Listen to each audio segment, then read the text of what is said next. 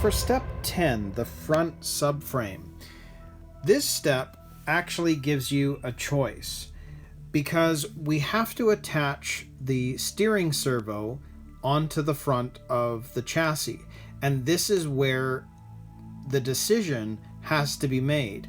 So you can see that the servo itself can be placed upright, so up and down with the servo basically facing the ground, or the servo can be built on its side with the servo facing forward on the chassis. Now, I'm not going to go with the upright servo setup. I'm going to go with the standard setup, which is, from what I can see with the diagram, this is an option if you want it up and down, but if you want it facing straight out, this is the way that you would do it. And I've decided to go along with how, what I would say is their standard setup, which is doing it this way. So you can see it can be built one of two ways, and it's mainly this piece right here, F5. It can either be placed on that, that way attached to these bars, or it can be attached up and down attached to these bars. And this is the way that we're going to do it. So I'll just grab the pieces that we need and we'll start working on step 10. So as you can see in this step, we're doing the same thing here on this part, which is going to be used to attach the servo. We need to use rubber cement to get some screws into some notches there.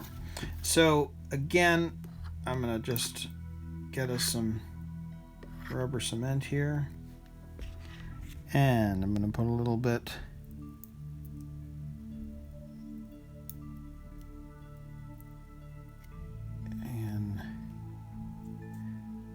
one, and put a little dab of it down in this one. And again, I'm grabbing the back side of the nut and sliding it down so that we can see it, because you can see here that there's a notch again. So we're gonna grab that back side, put it in, and you can see that it's gone down to the bottom into that notch. And same thing with the other nut. I'm going to grab the back side and slip it down into the back again, and we can see that it actually is sitting correctly down at the bottom. Now I'm just going to leave that, put that aside for a minute. You can see here that we have our two rails, which were off the parts tree C11 and C12. And you can see if we look at this angle, we've got it sitting like that on this side.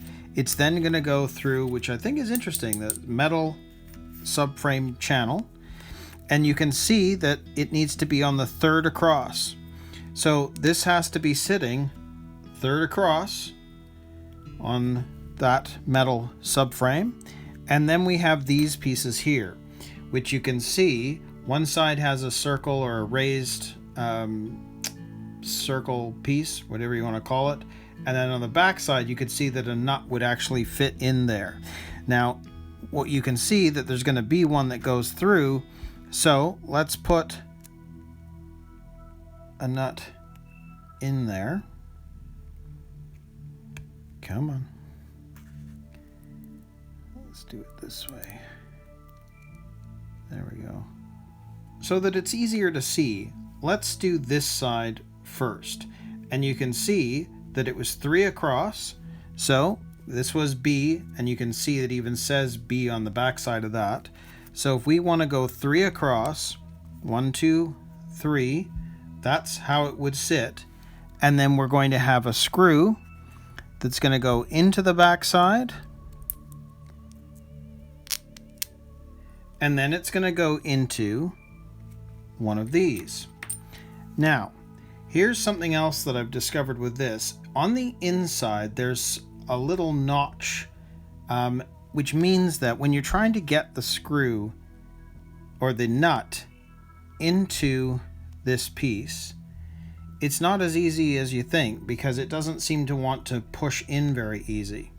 So I've come up with a bit of a solution for it, in that I'm going to screw a screw into the nut,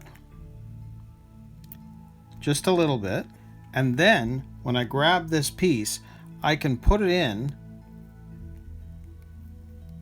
and push it down. But it gave me a little bit more leverage to actually push that in a little farther before I can use my fingers and thumbs to actually push it into place. So I'll unscrew that. But the point is, it makes it easier to get that nut in. Now, if we go back to this, we've got this into the third hole across. We know that this is going to fit this way so that it can be screwed into the back side of that. So I'll hold this and we'll use the screwdriver.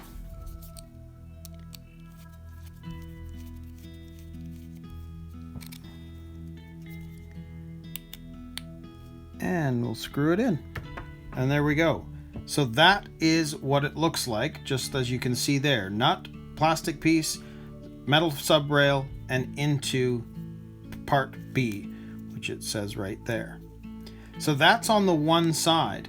Then of course we've got this piece, which is going to hold our servo, which we already put in the nuts with the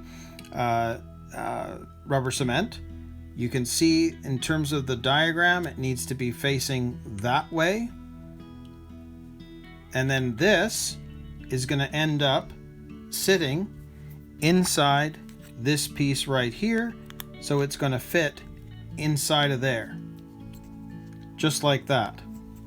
And so on that side, we're going to take our screw, we're going to put the screw in, and then screw that into place.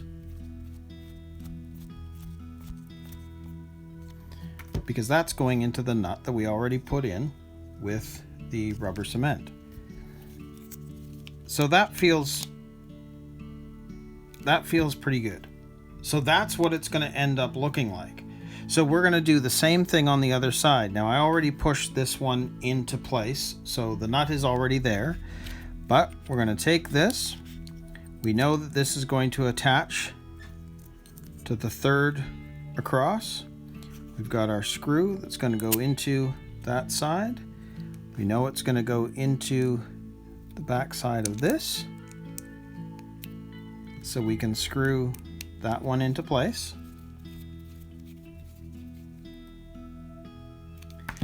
Just like that.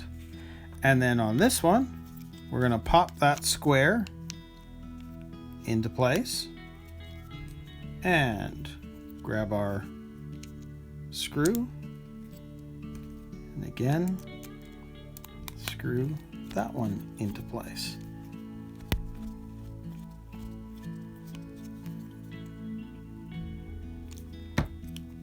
And so that is what you should end up with. Should just look just like that. So that's great. So our front subframe is finished. So now we can move on to step 11, which is attaching that front subframe.